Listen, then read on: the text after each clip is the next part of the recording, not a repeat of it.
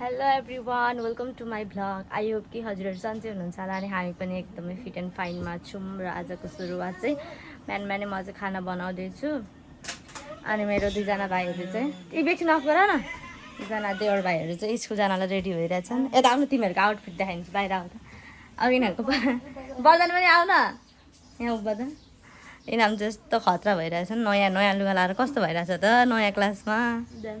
कति क्लासमा भनिदेऊ न। 5 मा जाने अब। नयाँ लुगा लाएर कस्तो भइरहेछ।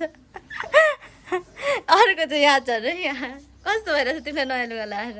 नराम्रो। कस्तो नराम्रो हो क्या, दुईजना बस्छ त त्यहाँ। कत्रो कत्रो छ तिमीहरू। अच्छा, इनाम त लास्टै सानो रहेछ नि। कस्तो लाग्दैछ बदन? क्लास कतिमा हो तिमी? म 10 मा हो 10 मा। क्लास 8 मा है साथीहरू। यी चाहिँ क्लास 10 मा हुँदा पनि हेर्न न, फुर्ती चाहिँ क्लास 10 मा जत्तिकै छ हौ। फेरि जुङ्गा सुङ्गा आइसक्यो, मान्छे भर्खर क्लास 8 मा छन् होइन। ल अब यिनीहरूलाई चाहिँ स्कुल पठाउनु पर्ने हुन्छ। यहाँ खाना बसाइरहेको छु मैले चाहिँ। खाना चाहिँ पाकिसक्यो, यहाँ सब्जी चाहिँ पाक्दैछ। यहाँ चाहिँ के अरे दाजुसँग खाएर भाउजूसँग उठ्ने मान्छे चाहिँ यो है। यति ढिलो खान्छन् कि, यति ढिलो खान्छन् कि। छिटो खान त चाहिँ उयो हेर्नु न के खेलाएको यस्तो, के खेलाएको इनाम। यहाँ इनामको साथीहरू आएर पर्खेछन्। ऊ भने खेलाएको होइन वर्धन हो भन न। होइन। हो भने हो, होइन भने होइन होइन। अहिले चाहिँ हामीले खानासाना खाइसक्यौँ। खानासाना खाएर अब इनामलाई चाहिँ स्कुल पठाउनु पर्ने हुन्छ। आजको वेदर चाहिँ हेरेर सक्नुहुन्छ, यस्तो राम्रो क्लाउडी वेदर भएको छ। आनन्द चिसो हावा आइरहेको छ साथीहरू। म चाहिँ यहाँनिर त उयो निभाउनु पर्यो, यहाँको पोलको बत्ती निभाएको छैन। पोलको बत्ती निभाउनु पर्यो यहाँनिर। यस्तो राम्रो फुल फुलिरहेछ हाम्रोमा चाहिँ। हेर्नु सानो भइज बाख्राले खाइदिएर हिजो फेरि एउटा मात्रै फुलेको रहेछ अहिले त। सबै बाख्राले हिजो लुस खाइदिएर नि, यहाँ कुन्चेको बाख्रा आएर सबै खाइदिएर। यो बाख्राहरू पनि कसको आउँछन्, हाम्रो त हिजो घरैभरि आएको थियो। अनि अब चाहिँ यिनीहरूलाई स्कुल पठाउँछु म आउँछु। अब चाहिँ मेरो देवर भाइहरू चाहिँ स्कुल जान लागेका छन् अनि यहाँ चाहिँ उसको साथीहरू पनि आएको छन्। बाई बाई, सबैजना बाई बाई गर न त। बाई बाई खोइ त बाई बाई गरेको स्कुल जाने बेलामा पनि। यस्तो राम्रो वेदर छ, यिनीहरू बाई पनि नभनिकन जान्छन्। हेर्नु न, गएँ अब यिनीहरू चाहिँ स्कुलको तर्फ। अब 1 बज्न आँटिसक्यो, छिटो छिटो जाऊ। यिनीहरू चाहिँ गइसक्यो। अब म चाहिँ यो घरमा एक्लै, गर्मी छ, यस्तो गर्मी छ कि साथीहरू, यस्तो गर्मी छ कि कुरै छोडिदिनु न।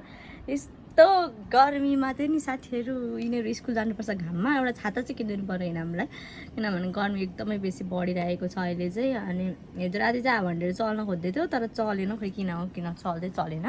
अनि साथीहरू हेर्नु न, मैले हिजो है अस्तिको राति हामीले झारमर्ने दबाई लगाएको थियौँ यहाँनिर चाहिँ। किनभने झाडु खाल्नै सकिँदैन, म त वाक्क ढिक्क प्याक्कै भइसक्यो झाडु खाल्दा।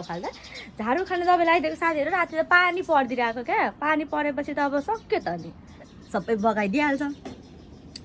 त्यही भएर साथीहरू यो झारमर्ने दबाई लगाएको साथ पानी पऱ्यो क्या। पानी परेपछि अब के गर्नु, पैसाको सत्यानाश भयो मेरो। अब झार मऱ्यो भने मरेन भने फेरि अर्को लिएर लाउनु पर्ने हुन्छ।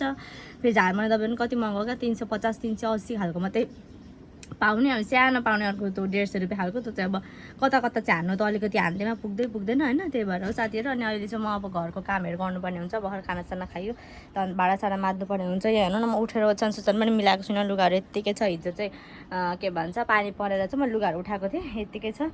अनि साथीहरू म तपाईँहरूलाई एउटा कुरा देखाउन आँटेको छु। म चाहिँ अब नयाँ लाइट र एउटा ट्राइपड किन्नु मन लागिरहेछ अब भ्लगिङको लागि पनि। अनि अब म अनलाइन बिजनेस गर्छु, हजुरहरू थाहा नै होला होइन, त्यसको लागि पनि सुटको लागि। अनि हेर्नु न मेरो जुगाड यस्तो छ, जुगाड मेरो यस्तो सबै भाँचिसकेको छ कि। यो मैले दराजबाट अर्डर गरेको थिएँ, यो चाहिँ 890 मा, 900 नै भनौँ न, 900 जतिमा डेलिभरी गरिसकेर पनि 900 जति भएको थियो।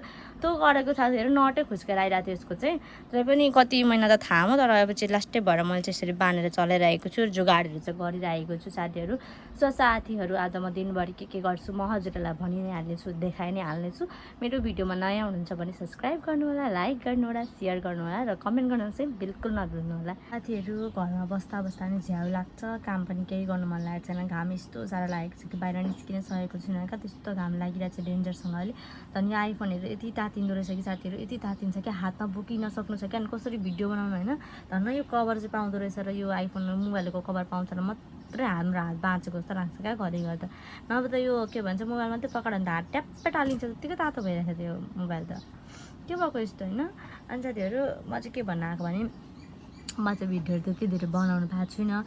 मलाई चाहिँ खोइ किन भिडियो बनाउने कन्फिडेन्ट लेभलै छैन अहिले त झन् साथीहरू। अरूले होइन कति मजाले बाटोतिर हिँड्दा पनि कति मजाले भ्लगहरू बनाउनुहुन्छ क्या, यत्तिकै मान्छेको ध्यान हुँदैन, सिर्फ क्यामेराको मात्रै ध्यान हुन्छ होइन। तर मलाई चाहिँ खोइ के भएको मलाई त घरमै बस्न पनि भिडियो बनाउन अल्छी लाग्छ। मतलब कन्फिडेन्ट लेभलै छैन। झन् बाटोमा त गयो भने त म त मोबाइल यसो निकाल्न पनि सक्दिनँ, म त्यस्तो लाग्छ क्या मोबाइल निकाल्नु। झन् है साथीहरू, म तपाईँहरूलाई एउटा कुरा सेयर गर्छु नि, हाँस उठ्ने कुरा चाहिँ मैले फर्स्ट टाइम यो मोबाइल किनेको थिएँ है। अनि मोबाइल किनेको, अनि मोबाइल किन्दाखेरि क्या त्यो रिङटोङ बज्छ नि त आइफोनको, त आइफोनको रिङटोङ बज्दा ला मान्छेले के भन्छ, तैँले पनि आइफोन किनिसी क्या हो भन्छ कि भनेर लाज लागेर म साइलेन्टमा बोकी हिँड्थेँ क्या। साइलेन्टमा म मोबाइल चाहिँ हातमा बोक्दिनँ थिएँ क्या। तपाईँहरूलाई थाहा नै होला होइन, मेरो नन्दले बोकिनुहुन्थ्यो क्या हातमा। कोही किन साथीहरू, म चाहिँ त्यस्तो धेरै साई पर्सन हो क्या। मलाई चाहिँ त्यो बाहिरतिर चाहिँ भिडियो बनाउनु चाहिँ उपर धेरै लाज लाग्छ। अनि त्यो कन्फिडेन्ट लेभलै छैन क्या। झन् मान्छेले अलिकति मैले यस्तो भिडियो गर्दाखेरि अलिकति हेरिदियो मात्रै भने पनि पुग्यो क्या मलाई, छैन मलाई त आँटै आउँदैन। त आँट त कहाँ भाग्छ त्यो भिडियो बनाउने त आँटै कहाँ भाग्छ। म यस्तो सोध्छु क्या, अब भ्लगर हुनुको लागि त हामी त क्यामेरामा फेस गर्न सक्नु पऱ्यो नि त नि। क्यामेरामा फेस गरिसकेपछि पो राम्रो हुन्छ त जस्तो लाग्छ होइन। अनि फेरि अरू भ्लगरले कसरी चाहिँ क्यामेरा फेस गर्नुहुन्छ क्या, हामी त सकिँदैन त नि हो साथीहरू। तर म सक्छु भनेर आँट गरिरहेको हुन्छ होइन, तर सक्दिनँ भिडियो कन्टेन्ट केही ल्याउने होला भनेर त सक्दिनँ क्या। त्यही भएर साथीहरू यो भिडियो बनाउनु चाहिँ यसो हेर्दा चाहिँ हामीलाई कति सजिलो, तिनीहरूले कति धेरै सजिलो तरिकाले बनाएको जस्तो लाग्छ क्या मलाई चाहिँ। तर जबदेखि आफूले बनाउन थालेँ नि कन्टेन्टहरू, अब भिडियोहरू, तबदेखि चाहिँ मलाई थाहा भयो क्या भिडियो बनाउनु यति गाह्रो हुँदो रहेछ भनेर। यस्तो गर्मीमा है कता जानुपर्ने है, अब कोठाकै मात्रै बनाएर पनि त हुँदैन नि त होइन। हरेक दिन मान्छेलाई नयाँ कन्टेन्ट चाहिन्छ भन्ने कुरा त हामीलाई थाहा भइहालेको छ होइन। अनि त सोच्दा म त दिमाग खराब भइसक्यो क्या साथीहरू। न सन्चो हुन पाइन्छ है, सन्चो हुँदा पनि भिडियो कसरी बनाउने के बनाउने भन्ने टेन्सन हुन्छ नि त। श्रेम लागिरहेछ क्या मलाई त अहिले। भिडियो बनाउनु त्यति सजिलो रहेनछ, क्यामेरा यस्तो पकाउनु मात्रै ठुलो कुरा होइन रहेछ। तर त्यो क्यामेराभित्र चाहिँ कसरी हामीले चाहिँ कन्टेन्टहरू क्रिएट गर्ने र मान्छेको मन कसरी जित्ने त्यसमा भर पर्दो रहेछ साथीहरू। अनि सबै कुरा चाहिँ साथीहरू भाइरल भइसकेपछि हुने रहेछ क्या। तर अहिले चाहिँ हामी भाइरल छैनौँ नि त, मान्छेले ला के भन्छ कि भन्ने डर हुन्छ। अलिअलि भाइरल भएको भए त म भाइरल हो नि जस्तो फिल हुन्थ्यो होला क्या साथीहरू, मलाई त त्यस्तो लाग्छ। अनि साथीहरू मलाई त्यस्तो भाइरल पनि हुनु मन छैन। तर मेरो भिडियोहरू, मेरो लाइफ स्टाइलहरू चाहिँ म हरेक कुराहरू चाहिँ सेयर गर्न चाहन्छु मेरो युट्युब च्यानलमा। किनभने म चाहिँ यहाँनिर एक्लै, अब मेरो देवर भाइ छ, हजुरलाई थाहा नै होला, म भिडियोमा कहिलेकाहीँ देखाइदिइरहेको हुन्छु। मेरो भिडियोमा देखाइरहेको चाहिँ देवर भाइ हो मेरो। अनि मेरो हस्बेन्ड चाहिँ बाहिर हुनुहुन्छ दुबईमा, अनि फ्यामिलीहरू अर्कै ठाउँतिर हुनुहुन्छ, कता हुनुहुन्छ। अनि म चाहिँ यहाँ देवर भाइ र म बस्छु। देवर भाइ पनि सानै छन्, अनि उसलाई पढाउनुपर्छ होइन, हेर्नुपर्छ। मैले नै हेरिनँ भने त उसको त भविष्य बिग्रिन्छ नि त। ऊ कति छोरी मान्छे अहिले यो टाइम भनेको उनीहरूको टिनेजको टाइम हो। टिनेज टाइम उनीहरू धेरै बिग्रिन सक्छ नि त। त्यो कुरामा हामीले ह्यान्डल गर्यो भने त उनीहरूले पछि थाहा पाउँछन् नि त, मेरो भाउजूले यस्तो गरेको थियो भनेर होइन। तर मान्छेले बुझ्दैन साथीहरू, जति राम्रो गर्दा पनि बुझ्दैन होइन। त त्यही हो। अनि समाजको कुरा सुन्नु भएन, आफ्नो आफन्त त भोग्दै गर्छन्, भोगिरहेको होइन। तर आफ्नो लागि चाहिँ आफै लड्नुपर्ने रहेछ। आफ्नो लागि, आफ्नो फ्यामिलीको लागि चाहिँ के राम्रो हुन्छ, के बेस्ट हुन्छ भन्ने कुरा चाहिँ आफूले गरेर देखाउनु पर्ने रहेछ, त्यो भनेर हुँदैन रहेछ। अनि मलाई चाहिँ के लाग्छ भने साथीहरू, बोलेर कुनै कुरा पुरा गर्नु छैन क्या, तर गरेर पुरा गर्नु छ नि त। बोलेर त सक्यो त, त्यो बोलेपछि मान्छेले सुन्छ, तर त्यो काम पुरा भएन भने त सक्यो नि त, मान्छेले भन्ने बाटो पाउँछ होइन। तर जब हामीले गरेर चाहिँ देखाउँछौँ नि, गरेर देखाइसकेपछि यस्तो गर्ने रहेछ, पहिले त यस्तो गर्थ्यो नि, त्यो त जस्तो हुन्छ क्या। मलाई चाहिँ त्यस्तो लाग्छ है साथीहरू। सो साथीहरू हेर्दै गर्नु होला मेरो ब्लगहरूमा है। सो साथीहरू तपाईँलाई यस्तो लाग्छ होला क्या, कति बोलेको यो केटी जस्तो लाग्छ होला, तर त्यस्तो नसोच्नु होला। म चाहिँ खोइ यस्तै छु, मलाई धेरै बोलेको गर्छु, त्यही भएर चाहिँ मान्छेहरूलाई नराम्रो लाग्छ होइन। त्यसको लागि चाहिँ माइन्ड नगरिदिनु होला, मेरो बोली नै यस्तै हो है। अनि साथीहरू, मैले चाहिँ आज घरको काम गर्छु, हजुरलाई देखाउँछु भनेको थिएँ, तर मेरो फोन चाहिँ एकदमै बेसी तातिएर चाहिँ पुरा चार्ज पनि बढेको छैन क्या। त्यही भएर चाहिँ अब म चार्जमा लाउनु पर्ने हुन्छ। भिडियोहरू पनि बनाउँदिनँ होला म सायद अब चाहिँ होइन। अनि आजको लागि चाहिँ यति नै भिडियो चाहिँ यति नै बनाउँछु है म चाहिँ। अनि साथीहरू नरिसाउनु होला, मैले अगाडि चाहिँ तपाईँलाई देखाउँछु आज दिनभरि गरेको भनेको थिएँ, तर मैले देखाउन सकिनँ, त्यसको लागि सरी। र भेट्नुपर्छ अर्को भ्लगमा, त्यतिखेरसम्म बाई। र मेरो च्यानललाई सब्सक्राइब चाहिँ गर्नु नबिर्सिनु होला। By by.